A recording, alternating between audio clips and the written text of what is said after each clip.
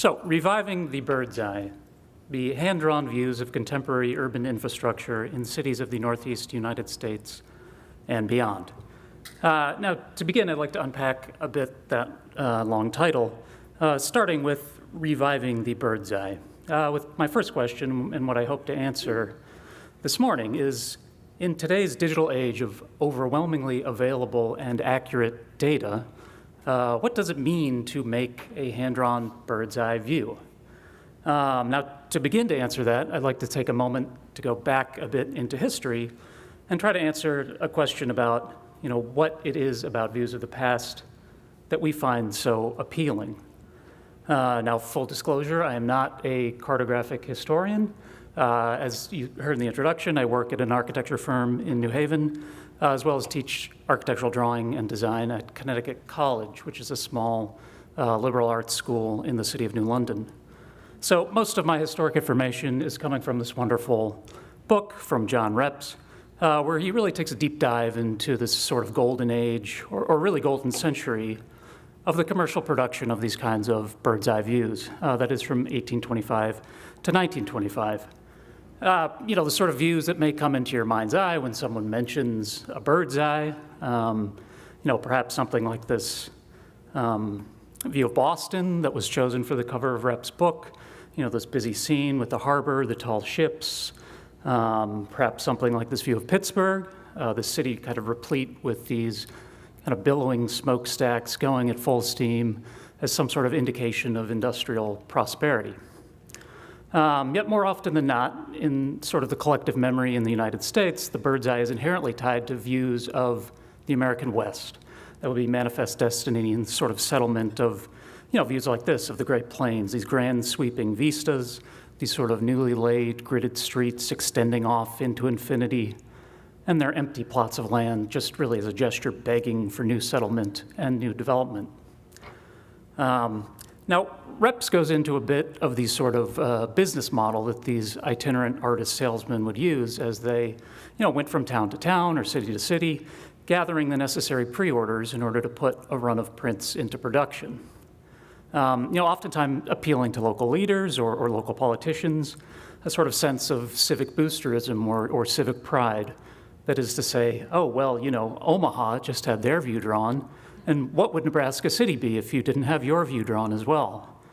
Now, of course, one of these places became a major commercial center, and the other remained Nebraska City, having not grown much beyond the extents of the view from 1868. Now, I say this not to disparage any particular place, but rather to begin to think of these views as telling the narrative of a location at a very particular moment in history. Understanding the sort of fidelity in the historic lens of these views, it's important to understand the processes that their makers used when putting them into production.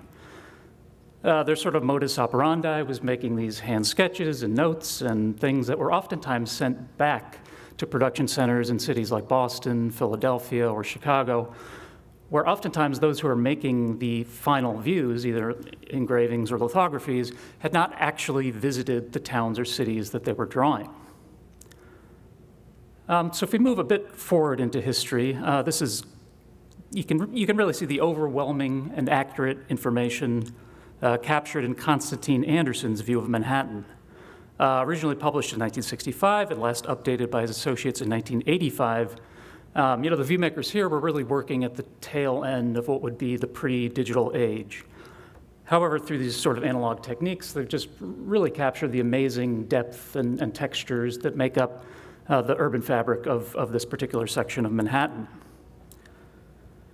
Now, I use Anderson's view as a segue into my own work, both conceptually and very literally, as the drawing that you see on the right continues some 10 blocks north of where Anderson's map terminates. This is capturing New York's so-called Museum Mile, stretching from the Met Breuer building at 75th Street up to the Guggenheim at 88th. With the undeniable, overwhelming presence of the Metropolitan Museum of Art, as it covers 4 city blocks and juts out into the man-made landscapes of Central Park. Now, the rigid and relentless overlay of Manhattan's street grid lends itself perfectly to the use of an axonometric, isometric, or parallel projection. Words, for all intents and purposes today, I'm using interchangeably to describe a drawing that is completely devoid of perspective. That is to say, you could imagine this view of Manhattan stretching ad infinitum across the rest of the island and beyond. Now, unlike the grand horizon bird's eyes of the past, the axonometric allows for the creation of a more technical and measured document. That is to say, there exists a direct comparison to an apartment building on 77th Street, to one on 79th, or to one on 84th. This absence of perspective allows for the creation of a scalable taxonomy of the city, a so-called kit of parts ranging from, a woman walking her dog all the way to the cupola of some Art Deco skyscraper.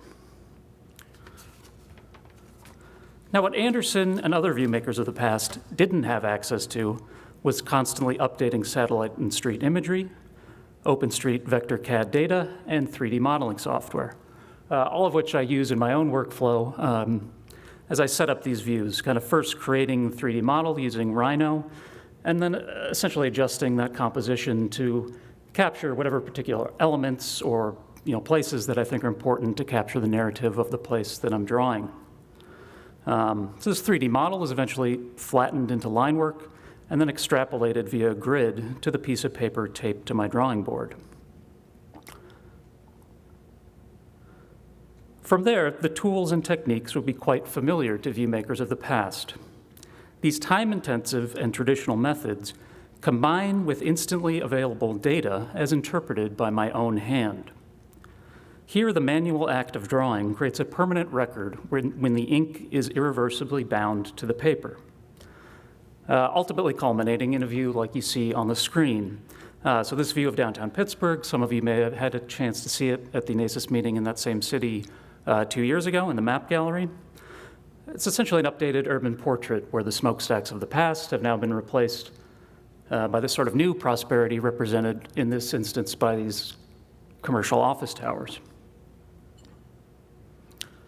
Now, producing these kinds of views comes from the merging of what would be a personal love for kind of observational hand drawing with the technical attention to detail required for architectural drafting. That is to say, the production of drawings where a wrongly placed line could mean anything from the application of the wrong paint color all the way to catastrophic structural failure. Now, in combining these two disparate skill sets, the views that I produce attempt to capture not only these kind of technical imagery with a certain aesthetic choice, it's ultimately about the desire to express a particular narrative. So the big question would be, why undertake such overwhelmingly detailed drawing projects? Drawing the entirety of a city is truly a kind of ludicrous effort, an attempt to capture the results of an infinite or near infinite number of decisions that all come together to form a particular place. Ranging from something as small as the location of where someone puts their mailbox, all the way to kind of macro scale government policies, such as the routing of an interstate highway or rail line. So, not to be without its silver lining, this particular drawing of New Haven was started as a project to fill the newly available time in the early days of the most recent coronavirus pandemic. And in its totality, the drawing has become an artifact itself of that time, as well as a portrait of the city as it existed then. Now, attempting to capture these complex layers of the choices of history, the composition highlights the city's original form. The 9-square grid of the early Puritans as they laid out the city, cubit by cubit, according to their version of biblically inspired city planning, with the church at the center, becoming what would be considered to be the first planned city in what would become later the United States. Through the aerial view, the hidden courtyards of Yale's residential colleges are seen as secret pockets of open space amongst the dense cityscape. And at the bottom of the view, the crisscross of the highway connector and rail lines reveal a city divided by its own infrastructure and cut off from the waterfront that was its original source of prosperity.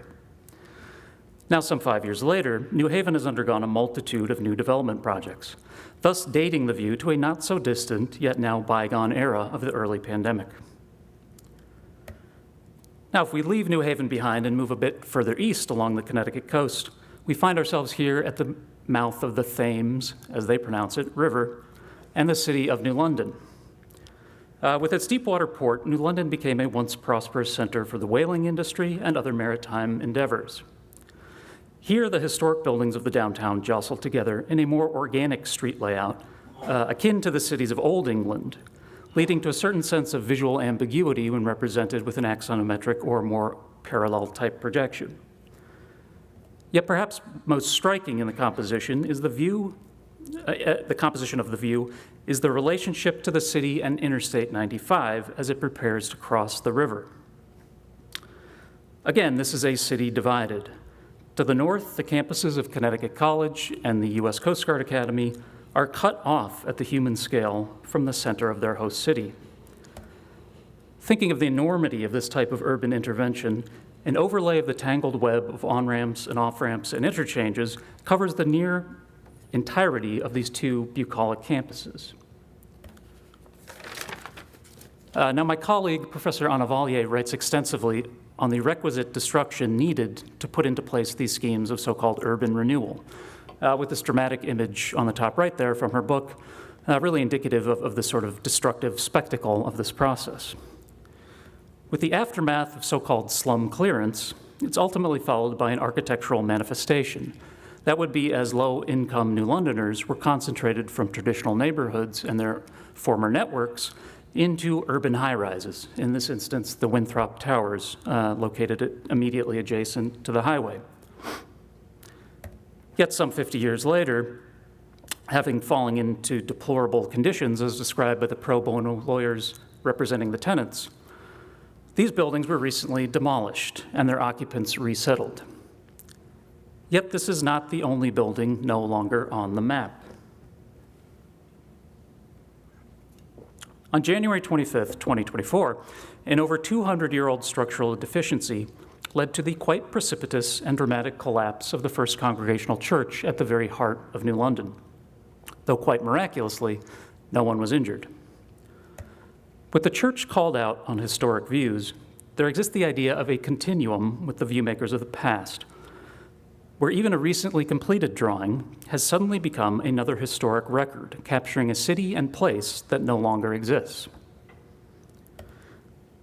Now, following Interstate 95 as it first crosses over the Thames and then later across state lines, this view captures that same highway as it goes through the heart of Providence, Rhode Island. While overpasses cross the canyon-like multi-lane depression, the historic heart of the city finds itself trapped between infrastructure and its natural geographic features. However, what may not be apparent in this view is the Herculean task undertaken to undo the type of damage that this destruction causes. At a cost of over $600 million and taking more than a decade, the recent rerouting of a different highway, Route 195, has put into motion a restitching of the city's downtown, allowing for the creation of new urban green spaces, new parcels for development, and desperately needed new housing.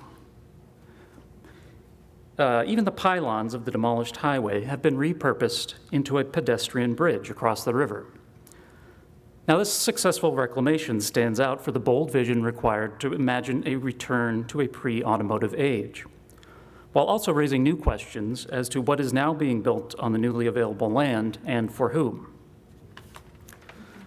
However, once again, with federal policy for transportation that enshrine, trust me, one more lane will fix it, as official policy, we could expect projects like Providence's, for the time being, to continue to be outliers in the United States.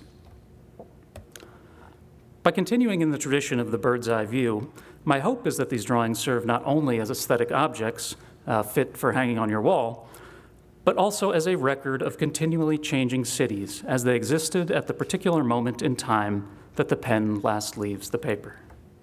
Thank you.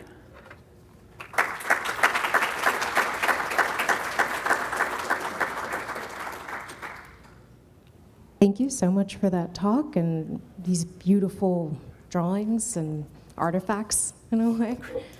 Do we have any questions? We have time for one question. In the back, I'm coming.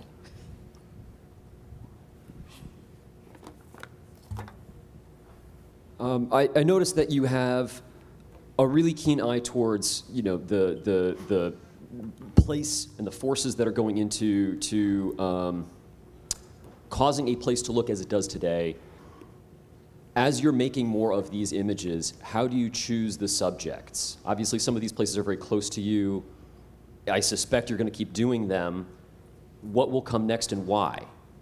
Yeah, that's a great question. You kind of mentioned it. Places that were important to me, having lived in Pittsburgh, living in New Haven, teaching in New London, and for some reason, Providence, where you live, or Pawtucket, yes.